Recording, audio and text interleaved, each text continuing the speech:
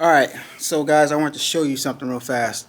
Since I've had this two-head right here, bought it used, by the way, threaded it up, been using it a whole bunch, just like my other two-head.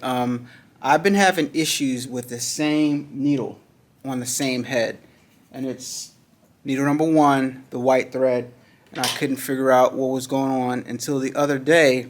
I took a close look, and I didn't fix it yet because I want to make a video on showing you guys exactly what I found, and it's crazy. Watch this.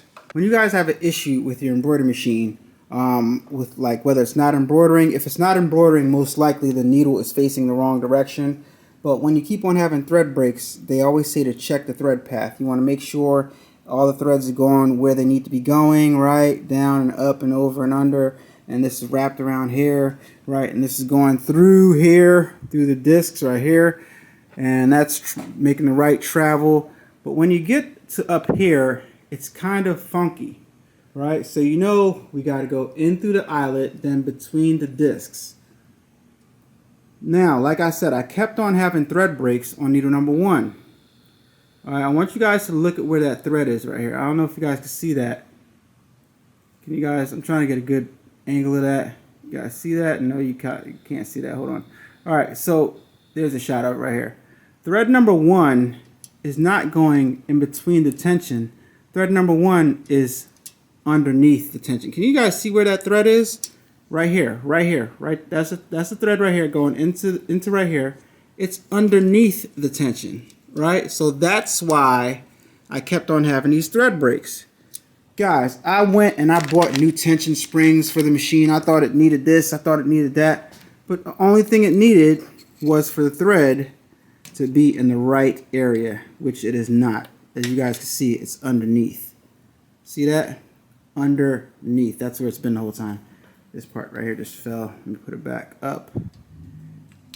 Alright, clip that back in place. Alright, yeah, it's been underneath there. And you can even see all of the fabric or the debris from the thread underneath here because the thread's been dragging through there, dragging through there, and breaking. Right? So eventually it just breaks.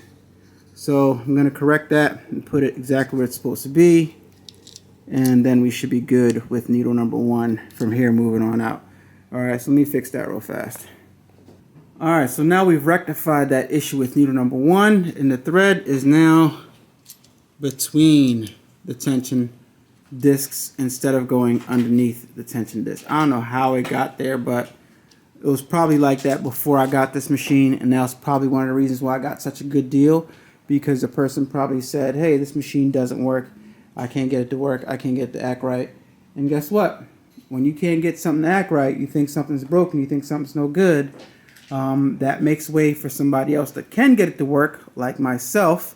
And now I've just added something super, super powerful to my arsenal, to my workshop at a super, super deep discount just from one little small mistake. And guys, that's what goes on a lot with this embroidery stuff, with all garment decorating equipment. You see used stuff online, and people have different reasons for why they're getting rid of their equipment. Maybe the business just didn't work out in most cases, but in a lot of the times, they can't get it to work the way they want it to work, and things become too difficult for them to figure out, and they just quit, right, and go back to working that regular job, which there's nothing wrong with. But you know, you gotta take advantage of these deals if you are familiar with the software and you know, with the hardware rather, and you know what to check for to make sure things work. In my case, I knew exactly what to check for.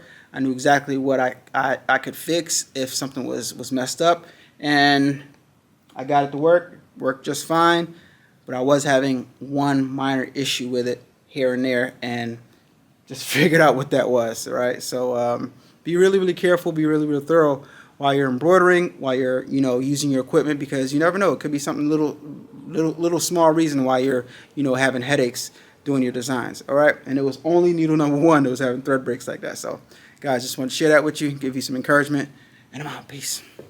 Now I'm just going to go ahead and check all of them, and in checking at the beginning, I can already see this one, instead of going through the springs, This one right here is going up into the spring. So look at this. I don't know if the camera can pick that up, but let me show you guys. This one right here is going up inside of the springs instead of between. Look, it's up inside. It's not supposed to be. It's not supposed to be. Not supposed to be inside the springs. It's supposed to be between the tension discs. So yeah, I'm gonna check all of them now very, very thoroughly on all my machines to make sure everything is running and functioning the way it's supposed to be. Turn up that, crank it up. Why listen to the rest when you're rocking with the best, baby?